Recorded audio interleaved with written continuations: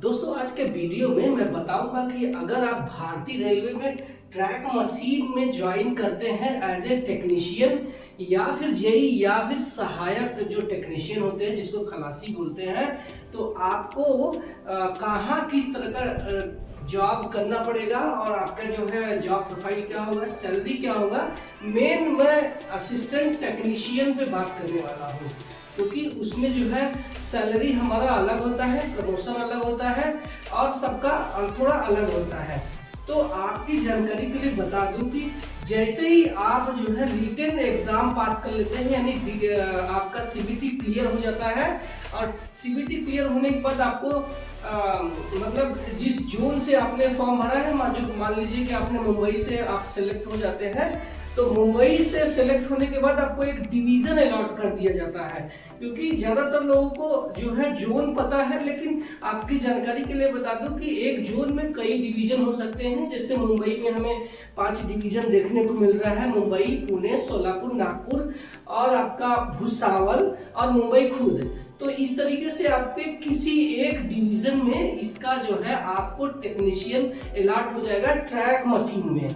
अब ये track machine होती क्या है, तो आपको बता दूं कि जो रेलवे की पटरी पर पहले जो है गैंगमैन यानी हमारे आज के ट्रैकमैन 4 कर्मचारी जो है ट्रैकमैन, वो पहले काम करते थे और वो ट्रैक का मेंटेनेंस करना और उसके साथ साथ नई पटरी बिछाना, नया डालना, ये सब सारी कामें एक मतलब गैंगमैन के द्वारा किया जाता था। लेकिन उसमें जो है बहुत सारा टाइम और मैन पावर की जरूरत होती थी। लेकिन अब जो है वही काम करने के लिए मशीनें आ गई हैं, तो अभी ये मशीनें 10 से 15 गैंगमैन का काम अकेले खुद कर लेती हैं। और ये ऐसी मशीनें होती हैं जो कि पूरा का पूरा ट्रैक यानी पटरी को उखाड़ दे सकती है और पूरा का पूरा जो है ट्रैक को बिछा भी देती है।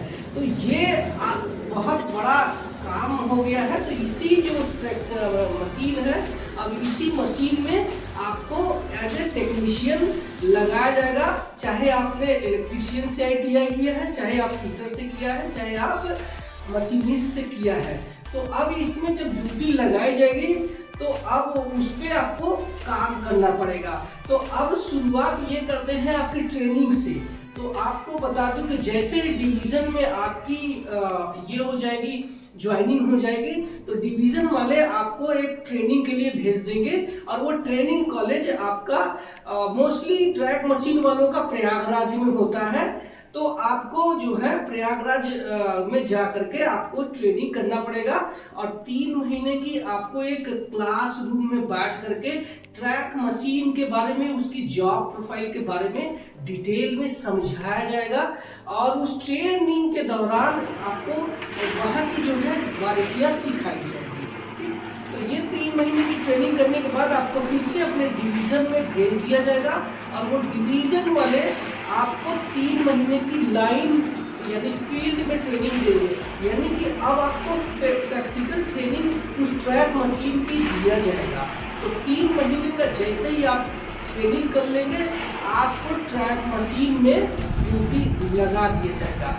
तो ये तो हो गया हमारा ट्रैक मशीन। अब इसका जॉब का नेचर क्या है, तो आपको बता दूं कि इसमें 1 महीने में आपको 21 दिन घर से बाहर रहना पड़ेगा। अगर आप ये ट्रैक मशीन में ज्वाइन करते हैं तो आप देख लीजिए कि इस तरीके का ड्यूटी है।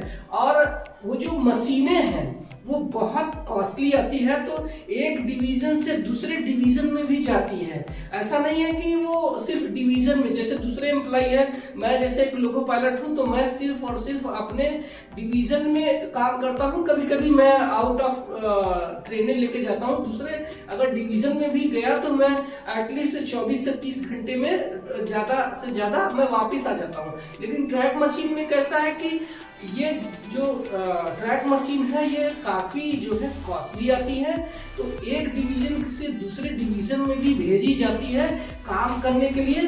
तो उसके साथ में आपको जाना पड़ेगा और चूंकि आपको वहाँ रहने के लिए कोई प्रॉब्लम ना हो, कोई असुविधा ना हो, इसके लिए इस मशीनों के साथ में एक कोच दिया जाता है और उस कोच में आपको सारी सुख सुविधाएं जैसे घर में रहने के लिए हमें मिलता है, नहाना धोना, उसके साथ में खाना पीना, टॉयलेट बाथरूम, सारी चीजें उसमें फैसिलिटी रहेगी और उसी में आपको 21 दिन गुजारना पड़ेगा। इसी 21 दिन के बाद आपको 7 दिन का रेस्ट दिया जाएगा, लेकिन इस 21 दिन में आपको जो है उस ट्रैक मशीन के मेंटेनेंस के काम करने होंगे, चाहे ऑयलिंग हो चाहे ग्रीसिंग हो, वो मशीन काम कर रहा है कि नहीं कर रहा है, तो ये जो है आपको काम वहां पे करने पड़ेंगे। इसीलिए जो ट्रैक मशीन के स्टाफ है इसको रेलवे के बंजारे इसीलिए बोले जाते हैं। तो आपको वहां पे रह के वहां पे काम करना होगा। इस तरीके से फैमिली से दूर रहना बोले तो अगर आप कर पाते हैं तो आपके लिए बेटर है, अदरवाइज आप दूसरे डिपार्टमेंट को चुन सकते हैं। अब बात करते हैं कि जब ये काम आप कर रहे हैं तो इसकी जो सैलरी क्या होगी।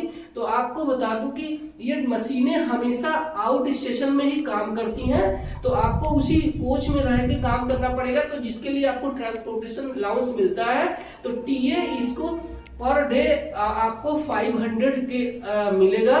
तो जो सैलरी है वो दूसरे टेक्नीशियन से थोड़ी ज्यादा हो जाती है, यानी दूसरे टेक्नीशियन अगर सैलरी 35 से 40 हजार पा रहे हैं, तो आपका जो सैलरी है वो 40 से 45 हजार रुपए पर मंथ मिलेगा स्टार्टिंग में। इसके बाद में जैसे जैसे आप दिन गुजारेंगे वैसे वैसे आपका प्रमोशन होता जाएगा।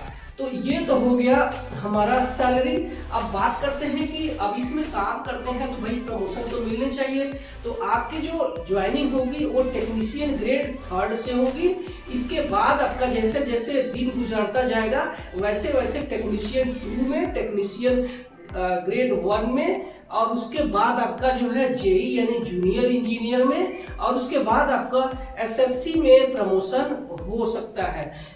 ये एक प्रोसेस है जो कि आपको प्रमोशन में मिलता जाएगा। लेकिन अगर आप चाहते हैं कि जल्दी प्रमोशन हो जाऊं मैं, तो जल्दी प्रमोट होने के लिए आपको रेलवे के डिपार्टमेंट एग्जाम देने पड़ेंगे, जिसको हम LDCE बोलते हैं, यानी लिमिटेड डिपार्टमेंट कॉम्पिटिटिव एग्जामिनेशन। अगर आप उसको पास कर लेते हैं तो आप आसानी से टेक्नीशियन ग्रेड 3 से जेई बन सकते हैं, और उसके बाद आप एसएससी बन सकते हैं।